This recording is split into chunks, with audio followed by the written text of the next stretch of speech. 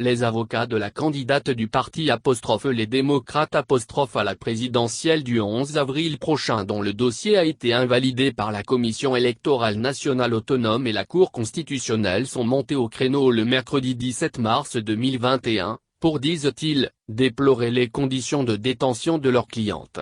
Or, le séjour carcéral de Rekia Madougou s'effectue dans des règles établies en fonction de ses agissements. Ses avocats reprochent au gouvernement ces conditions de détention, en estimant qu'elle est exposée à de nombreux risques. Ils dénoncent notamment le nombre de visites à elle autorisées. Au lieu de prôner un état de non-droit, M. Sadibou Alao et compagnie feraient mieux de demander à leurs clientes de respecter les restrictions de la justice pour les enquêtes. La prison n'est pas un Eldorado pour en faire ce qu'on veut. Si vous ne voulez pas être soumis à ce régime, vous vous soumettez à la rigueur de la loi.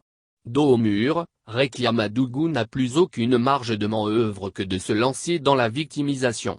Les observateurs de l'actualité nationale se posent la question de savoir si elle avoue les chefs d'accusation retenus contre elle.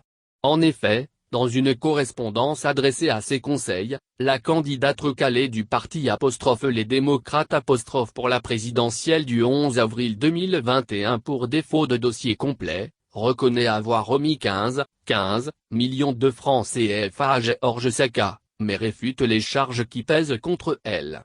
Pour rappel, Rekia Madougou a été interpellée par la police le 3 mars 2021 alors qu'elle sortait d'un meeting à Porto Novo et inculpée par la criée.